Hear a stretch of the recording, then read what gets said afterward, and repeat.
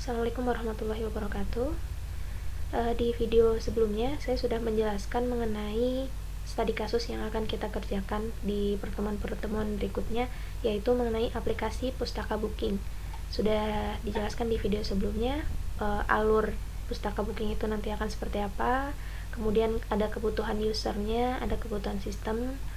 Nah, di video kali ini kita akan mulai memberikan tutorial mulai dari awal untuk pembuatan aplikasi Pustaka Booking.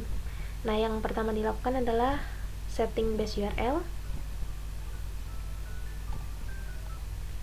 Untuk setting base URL sebetulnya sudah pernah kita bahas di video-video sebelumnya, tapi nanti akan kita buka lagi ya.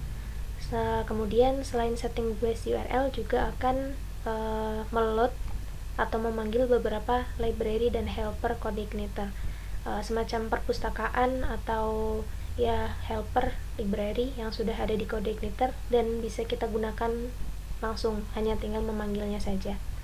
Nah, di sini kita buka Notepad++, buka folder config, kemudian ada autoload dan config dibuka. Nah, yang pertama adalah untuk config-nya cari di line base URL, kemudian diisi linknya sesuai dengan nama folder kita. Di sini nama folder saya Pustaka Strip Booking, jadi ada localhost/pustaka booking. Ini untuk setting base URL di file config.php.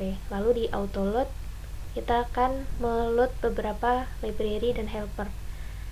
Nah, untuk library-nya di sini dicari line autoload libraries. Kemarin kita sudah menggunakan library form validation. Nah, di belakang form validation kita akan menggunakan library session, karena nanti hubungannya adalah karena kita akan melakukan login ya. Login itu nanti akan melibatkan session. Lalu kita juga akan menggunakan library database, karena di pertemuan ini dan ke depan sudah menggunakan database. Lalu setelah autoload libraries kita ubah seperti ini, kita cek lagi di autoload helper. Kalau untuk helper kita hanya menggunakan satu saja, yaitu URL. Jadi ditambahkan autoload helper array-nya URL. Nah, kita save. Untuk settingnya sudah, kemudian kita akan melanjutkan di yang selanjutnya adalah mempersiapkan database. Jadi kita merancang database yang akan kita gunakan di aplikasi Pustaka Booking. Untuk nama database-nya yaitu Pustaka, jadi tinggal kita buat saja database-nya. Jangan lupa untuk di XAMPP control panel-nya kita aktifkan yang MySQL ya. Untuk cara pembuatan database sepertinya tidak perlu saya jelaskan karena sudah paham dan sudah dibahas dari web programming 1. Jadi kita buat saja database di localhost/phpMathAdmin, lalu membuat database baru dengan nama Pustaka. Nanti untuk tabel-tabelnya ada tabel user ya, namanya user biasa. Kemudian perlu diperhatikan untuk primary key-nya ID. Lalu nanti di sini type-nya tinggal diikuti saja, ada yang integer, ada yang varchar. Lalu untuk ID jangan lupa di auto increment atau di checklist untuk AI-nya. Lalu ada tabel role, ini hanya 2 field-nya, ada ID dan role. ID-nya primary dan auto increment. Lalu nanti tambahkan sekaligus untuk isian datanya, ada administrator dan member. Lalu ada tabel kategori, ada 2 field-nya, dan ada primary dan auto increment-nya juga di ID kategori. Sekalian nanti diisi data. Kemudian ada tabel buku, tinggal disesuaikan, sudah ada type-nya, sudah ada ketentuan auto increment dan primary, dan diisi data-data bukunya. Ya, kita silakan buat dulu untuk database-nya di localhost phpMyAdmin. Saya berikan satu contoh untuk pembuatan tabelnya. Tabel role ini ada 2 field.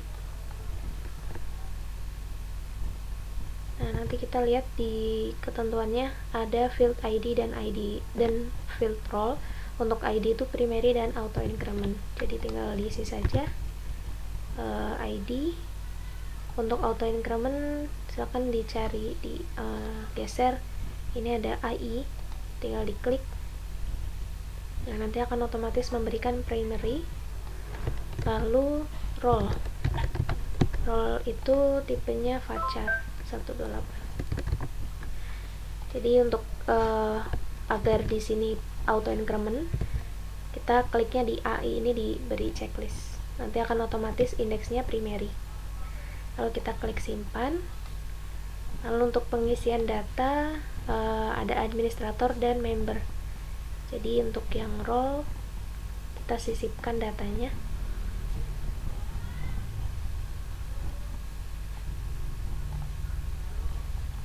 Nah, sisipkan di sini karena tadi auto increment ya, sudah ada kita centang AI-nya, maka untuk ID-nya dikosongkan saja, langsung diisi administrator, lalu di sini member, lalu kita save, lalu kita cek datanya di sini. Nah, untuk ID-nya akan otomatis terisi karena tadi kita sudah menggunakan auto increment. Nah, lakukan hal yang sama untuk tabel-tabel yang lain sesuai dengan ketentuan yang ada di soalnya. Nah, ini adalah struktur database dari database yang sudah dibuat.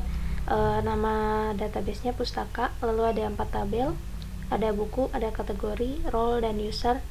Nah, untuk yang sudah ada datanya yaitu buku, kategori, dan role. Untuk user masih kosong ya. Untuk buku itu nanti silakan bebas diisi sesuai dengan keinginan teman-teman. Di sini saya memberikan contoh ada 3 judul buku yang sudah diinput. Untuk image-nya kita harus siapkan dulu gambar sampul dari buku yang sesuai judulnya. Kita siapkan foto atau gambar dari buku-buku yang sudah yang ingin kita inputkan ya. Lalu untuk penyimpanannya yaitu ada di pustaka booking, lalu folder aset, lalu buat lagi folder IMG, lalu folder upload. Nah, nanti siapkan foto-foto atau gambar dari sampul buku kita di folder ini. Nah, untuk penginputan ke database-nya tinggal disebutkan nama filenya, lalu diikuti ekstensinya. Misalkan catatan seorang demonstran.jpg, maka di database-nya di field image tinggal disebutkan juga, ditulis catatan seorang demonstran.jpg. Jadi diikuti nama ekstensinya seperti itu. Nah, sudah untuk persiapan database sampai penginputan data bukunya. Lalu yang selanjutnya nanti kita akan membuat koneksi database ke CodeIgniter. Nah, settingnya adalah nanti kita masuk ke file database di config, application, config, lalu database. Nah, nanti diisi di bagian username-nya kita isi root. Passwordnya mengikuti di MySQL teman-teman ada passwordnya atau tidak. Kalau saya nggak ada passwordnya, jadi kosongkan saja. Lalu database diisi nama database-nya tadi Pustaka. Hanya itu saja yang perlu kita setting dari file database. Lalu jangan lupa di save untuk setting database-nya. Nah, ini berarti nanti CodeIgniter kita sudah bisa mengakses database karena sudah kita atur database-nya Pustaka, lalu sudah kita panggil juga ada library database di sini. Nah, nanti selanjutnya kita tinggal mencoba untuk membuat model CRUD-nya. CRUD itu adalah create, read, update, dan delete, yaitu untuk fungsi-fungsi manipulasi data-data di database. Nah, mungkin untuk pembuatan model dan seterusnya saya bahas di video tutorial selanjutnya. Terima kasih. Wassalamualaikum warahmatullahi wabarakatuh.